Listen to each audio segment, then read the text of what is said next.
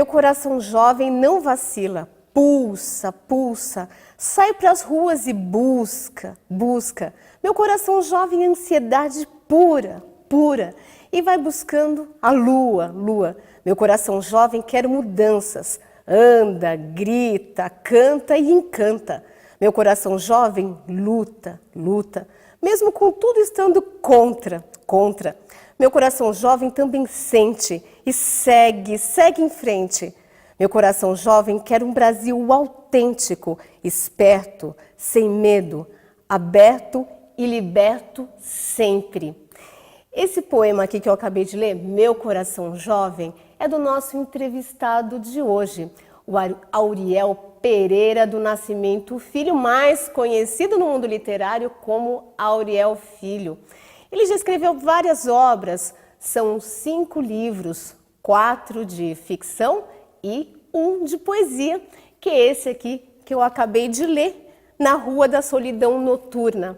E tem outra coisa interessante também sobre ele, é o criador do Prêmio Guarulhos de Literatura. E a gente vai conhecer melhor as obras, os trabalhos dele e também saber mais sobre esse prêmio daqui a pouquinho. Você não saia daí porque a gente volta já já.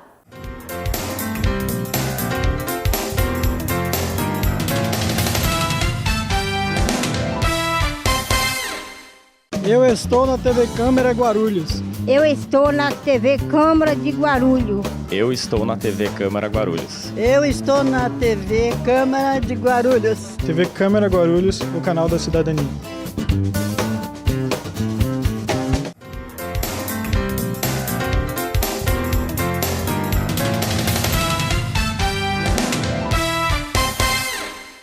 Auriel, seja muito bem-vindo ao Ponto de Vista. Muito obrigado. Obrigado TV Câmara, enfim, ao programa. Auriel, a gente começou o programa, né, já em ritmo de literatura. Eu recitei Meu Coração Jovem, que é o poema que está aqui, né, Na Rua da Solidão Noturna, essa obra sua importante de poesia. E uma coisa que, enquanto eu estava lendo esse poema, eu achei super interessante, porque ele retrata um momento atual, uma crise que a gente está vivendo, essa coisa, esse desejo de ter um Brasil sem medo, um Brasil liberto. Conta pra gente em que momento que você escreveu esse poema. Eu fazia psicologia há muitos anos, né? Eu terminei psicologia em 97, mas fui da UNE, né, da União Nacional dos Estudantes, mas também fui militante dos estudantes de psicologia. Eu discutia com o diretor aumento das mensalidades e eu escrevi, porque eu vivia na contracultura da cidade, de São Paulo também, né, no Madame Satã, na Ana Palme, na época. E aí eu escrevi isso, porque tinha uma coisa assim, a gente estava saindo da ditadura militar. A gente estava saindo da ditadura militar, mas tinha uma ditadura interna, uma ditadura de casa, da família, que você não pode ser aquilo que você quer ser. Então eu comecei a juntar tudo aquilo, todos aqueles questionamentos de jovem, e falava assim, não, eu quero um país liberto, aberto, sem esse negócio de preconceito, discriminação, vamos pelo amor, nada dessa discriminação, né, arraigada que tinha, né? E era difícil ser jovem nos anos 80, era difícil você ficar na madrugada em São Paulo, era difícil as coisas, né? Existia uma ditadura ainda perpetuando ali na família, né? E também na sociedade, por que não dizer? E aí veio essa poesia, eu escrevi essa poesia, eu tinha aí uns 23 anos, por aí. E ela é tão atual, né? E ela continua atual, né? Ela continua atual. A impressão que dá é que a gente está sempre no meio de uma crise, porque a gente pega esses escritos, principalmente dessa época, na final aí da ditadura, e a gente volta, olha de novo para esse material, ele continua sendo muito atual, manifestação nas ruas, as pessoas ainda muito descontentes com a situação política, no nosso caso agora com esses escândalos de corrupção, né? Ou seja, está super atual. Está super atual. Essa poesia, até teve alguns jovens, quando começou essas manifestações, pegaram, fizeram alguma coisa com ela, me pediram autorização. E eu achei muito bacana, né? Porque Nós temos, eu ainda, pelo menos eu tenho ainda o coração jovem, né? Eu ainda sonho com coisas boas, eu ainda acredito, tenho fé, né? Não é a questão da fé religiosa em si, porque eu não sou religioso, né? Mas, assim, a fé das pessoas transformarem o Brasil, transformarem suas vidas. E eu acho que a gente só transforma as nossas vidas quando a gente parte da gente. Para de ter menos preconceito, para de ter menos discriminação, respeitar o outro, a condição do outro, né? Olhar mais para si. Enfim, é o que eu penso desde garoto, né? E quando Desde que você garoto. começou a escrever? Na verdade, é bom que você me pergunte isso, porque eu estou terminando um livro chamado Caminho Mágico do Escritor. Eu estou contando como eu iniciei na literatura. Eu aprendi a ler com gibi, né? Gibi da Mônica, mas mais da Marvel. Com quantos anos? Com 10. Com 10 anos, assim, eu comecei a escrever, mas eu aprendi a ler, né, com 4, 5 anos, com gibi. E aí eu comecei a achar que eu poderia escrever alguma coisa. Mas tinha muito medo de mostrar, né? Eu comecei escrevendo poesia e música. E nos anos 80 eu fiz parte de banda punk, hard rock, escrevi letras, né, de música. E eu sempre falava assim, e um livro? Será que eu tenho capacidade de escrever um livro? Muitas páginas e tal. E via meus amigos depois escrevendo poesia, lançando um livro de poesia. Eu fui o último da minha turma a escrever um livro, né? Fui o último a escrever. Então eu vou contando no Caminho Mágico do Escritor isso, essa minha vivência, os períodos que eu comecei a gostar de leitura, a literatura em si, os autores que me fizeram a cabeça, né, no período da puberdade, no período da adolescência, na mocidade. Dá alguns exemplos pra gente, rapidinho. Rapidinho? Quando na puberdade, para mim, foi Pedro Bandeira, né, Marcos Reis, que eles escreviam naquela série Vagalume. Tinha uma série Vagalume, né, da minha época, talvez aqui poucos conheçam, mas eles escreviam aventuras, né, tinha muitos livros de aventuras. E aí, para mim que era jovem, eu adorava isso. E isso me impulsionou a ler Sherlock Holmes, a ler Edgar Allan Poe. Então, e me impulsionou depois a escrever O Mistério de Mona Lisa, que é um romance policial.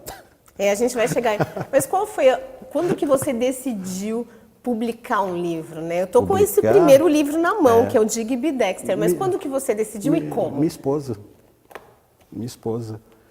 Eu nunca quis publicar, tinha uma série de livros na gaveta. E eu falei, eu tinha muita vergonha, eu ainda tenho vergonha, não gosto muito, né? Mas enfim. Mas ela pegou e leu. E ela gostou de um personagem chamado Turcão, que tem no Digby Dexter. O Turcão, corintiano, coraçãozão, né? Libanês, né? Apesar de ter o nome de Turcão, né? O apelido de Turcão e tal. E ela gostou tanto desse personagem que ela falou assim, olha, escreve mais sobre ele, porque ele é um personagem do livro muito interessante. Aí eu falei, você está de brincadeira. Aí ela, não, E eu namorava ainda com ela e tal, nem era casado. Bom, Aí eu comecei a achar que eu poderia publicar. A gente está falando desse livro aqui, o Digby Dexter, na primeira publicação, primeira obra que você tornou pública. Agora, eu li esse livro e eu achei muito interessante a forma aberta como que você trata o consumo de drogas. Isso você retrata os anos 80 de uma forma muito aberta. O que te levou a tratar desse assunto, a trazer esse assunto? Digby Dexter é um livro dos jovens que eu convivi nos anos 80. Então, para quem não sabe, muita gente fala da cocaína, da maconha, mas a juventude que eu participei, tanto em Guarulhos quanto em São Paulo, que eu estudava no Progresso, a gente pegava e saía muito para Madame Satã, na Palme, né, que era os lugares onde ficava a contracultura, o rock, o punk, né? Existia muito jovem que tomava bebida com medicamento psiquiátrico. Essa era a droga do momento. Por quê? Porque nossos avós usavam muito medicamento psiquiátrico. Então você usava nas bebidas para ficar loucão, para não sei o quê. eu, assim, via muito isso. E via também amigos entrando um pouco na cocaína e tal. E apesar de eu nunca ter usado, né, é engraçado isso, né, porque da minha turma eu acho que eu sou o único que eu não usei, porque eu não gostava de nada não gostava de nada que me fizesse escravo, sabe? Até hoje eu sou assim, né? Nada que me fizesse escravo. Mas meus amigos, né, por exemplo, teve amigos meus que morreu com HIV, teve amigos meus que morreu por causa de droga, enfim. E eu estou retratando essa juventude dos anos 80. Digby Dexter é essa juventude dos anos 80. É uma juventude que queria sair fora de casa rápido, né, queria se livrar da família rápido para viver a sua vida e que, enfim, para romper algumas coisas que tinham na nossa sociedade, usava muita droga, muito medicamento psiquiátrico, enfim. E a gente viveu um período muito complicado, né? Que do corte do amor, né? A AIDS, né? Ela traz para quem viveu logo aquilo, né? Que viveu o boom daquilo, da AIDS, da droga, enfim, principalmente das injetáveis. Aquilo trazia muito medo, trazia muita... Até descobrir como tratar prevenir, e tal. né? Então foi um corte de barato, né? A gente queria se libertar, olha só. A gente viveu enclausurado com a ditadura militar, a gente viveu enclausurado por uma família que foi trabalhada, né, com a comunicação governamental do que é certo, que você não pode ter vontades, desejos e tal. E de repente a gente estava saindo, na hora que a gente estava se libertando, vem tudo isso, vem AIDS, vem, enfim. Um turbilhão, de né? coisas. Um turbilhão. E você também, você acabou de falar que você tem a formação de psicólogo. Como que você traz essa sua formação para a sua carreira, né, de escritor, de romancista? Olha, eu só fui me tocar disso nesse livro aqui. O Ano que Passou? O Ano que Passou. Esse aqui. O Ano que Passou. Até então, eu não tinha nítido que eu trabalharia algum livro pensando em questões de psicologia. O Digby Dexter foi retratar a minha juventude, meus amigos que morreram, enfim.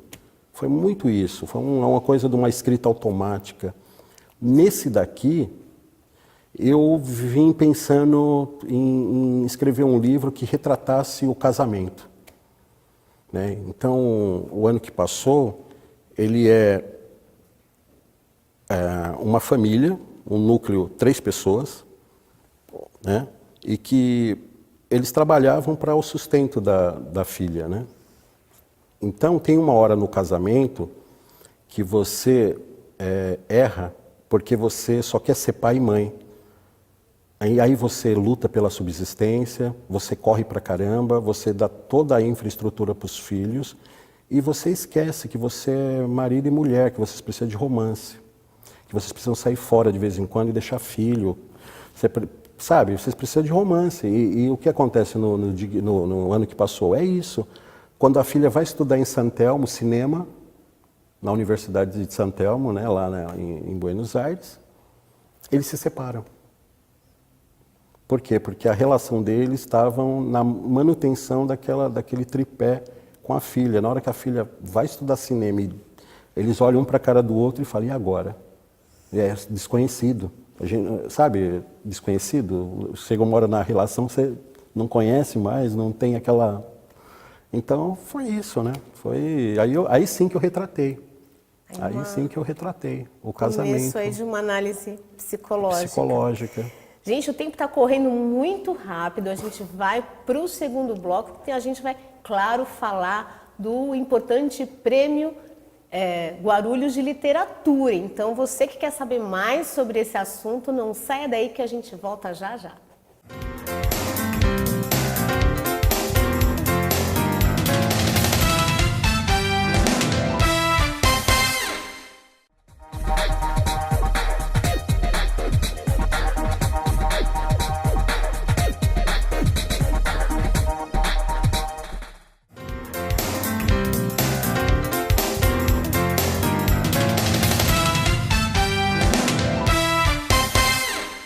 De volta com o Ponto de Vista, eu entrevisto o escritor Auriel Filho.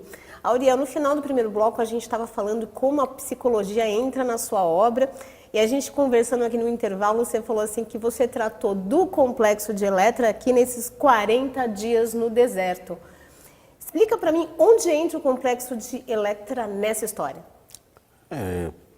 A filha, né, o que é o complexo de Eletra, né? Bem básico, né? A filha que tem amor pelo pai e repele a mãe.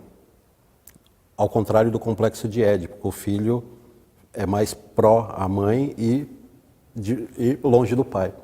Então ela culpava a mãe de todas as agruras que aconteciam na família e elas se distanciaram, né? Então ela é uma apresentadora de TV de um programa muito famoso dentro de uma grade de emissora e de repente ela está ali e síndrome do pânico em frente às câmeras. Olha que horror, gente. Eu morri de medo de ter essa síndrome do pânico. Síndrome do pânico. E aí ela não quer, o médico da emissora quer dar férias para ela, mas ela não quer. Por quê? Porque em programas assim, das grandes emissoras, se você der um vacilo, já tem outro no seu lugar. E ela não queria perder isso, porque quem entra nesse trabalho sabe muito bem como que funciona, né? Se você vacilou um pouquinho, já tem outra pessoa no seu lugar e ela não queria dar esse... É porque ela lutou muito para isso, ela se formou em jornalismo, ela lutou muito para chegar onde que ela chegou, então ela não queria facilitar. Aí entre esses 40 dias no deserto. Aí o que entra é o seguinte, né, que os médicos da emissora e o diretor falou, não, daqui por diante você vai se tratar e, enfim, ela pega, não quer, mas eles dão uma férias de 40 dias compulsoriamente para ela. Só que ao invés dela passar no psiquiatra, ela resolve aceitar o convite de uma âncora que mora na Índia, né? Uma âncora do programa que mora na Índia. E ela vai para a Índia. E aí ela quer fazer um roteiro, quer conhecer a cidade de Jaisalmer, né? Que é a cidade dourada, né? E quer andar pelo deserto de Thar na Índia. E aí arrumam para ela um beduíno que ele anda pelo deserto com camelos, né? E ela vai fazer essa viagem aí. Fazer esse reconhecimento vai fazer de esse alma, reconhecimento de alma, né?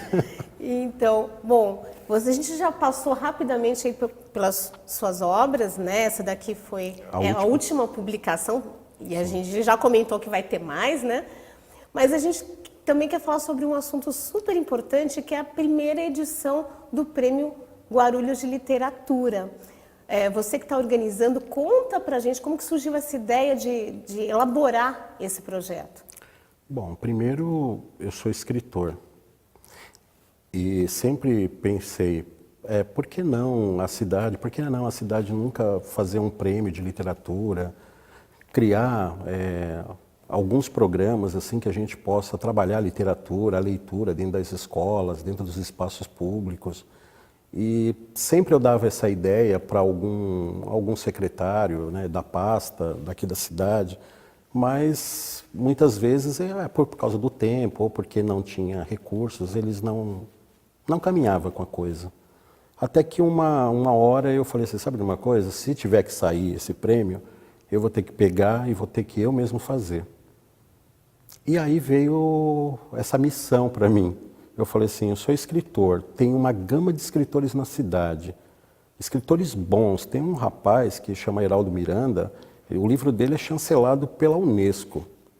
O cara é da cidade, nunca fez nada na cidade. Eu comecei a perceber que tinha uma gama de escritores que ansiavam por um prêmio, né, agraciar essas pessoas que produzem, né? E aí eu falei com alguns amigos que eu tenho, que são empresários, né, do ramo da educação, do ramo de restaurantes, de livraria, e eles compraram a ideia. E eu fui elaborando, né? Aí chamei uma amiga minha, que ela é mantenedora, né, da Nobel, falei do projeto, ela topou ajudar também em algumas coisas, o projeto. E aí eu falei, bom, agora eu organizo, né? Vamos ver o que eu faço. Primeiro, arrumar os patrocinadores, porque se eu quero dar um prêmio, tenho que ter o patrocinador. Aí eu fiz isso. E qual que vai ser o prêmio? O prêmio vai ser em dinheiro. Por enquanto não é uma grana grande, mas assim, livro de poesia vai ser R$ 1.500, o livro do ano vai ser R$ 2.000, o escritor do ano R$ 2.000, o escritor revelação R$ 1.000, e agora entrou a editora Patuá na jogada. Né? Ontem o proprietário da editora Patuá de São Paulo quer potencializar o prêmio, dando para uma categoria que a gente escolher. Eu acho que vai ser de poesia, porque eles são especialistas em divulgar a poesia em São Paulo e ganham prêmios, né? Já ganharam Jabuti, Proac. Então eu acho que eu vou fazer isso, direcionar esse prêmio para o livro de poesia. Ele vai lançar 100 cópias desse livro, né, para a pessoa, e vai potencializar o prêmio, né? Então a gente sempre está potencializando de alguma forma, né?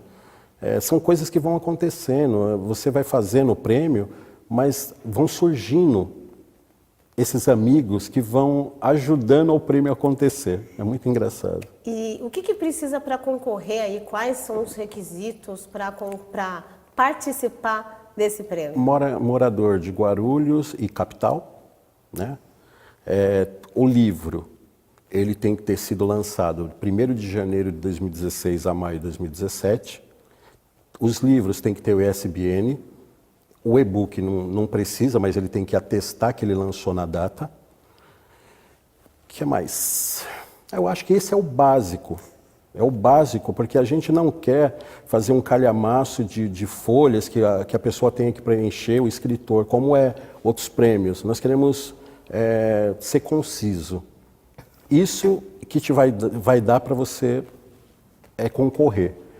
Livros não vai ter, você não vai se inscrever em modalidade ou em livro de poesia ou escritor do ano. Você vai se inscrever e nós da curadoria, junto com o júri, vamos detectar se o livro é legal, se o livro é bom, se o livro tem uma dinâmica de leitura bacana, se tem personagens marcantes, e aí vão escolhendo para ser livro do ano, escritor do ano, escritor revelação. Claro que existem regras, né? Existem critérios para ser escolhido escritor revelação, escritor do ano. E enfim. como que pode se inscrever?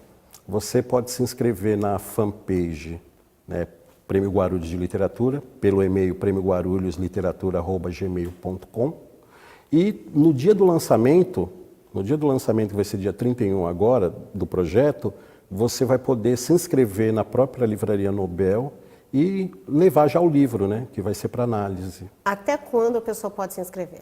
Até 30/6. 30/6. E quando que vai ser a entrega desse prêmio? 4 de novembro. 4 de novembro. Gente, anotaram as datas aí, você que está interessado 4 de em novembro. participar. Super interessante esse projeto. Isso vai agitar um pouquinho a vida literária aqui da cidade.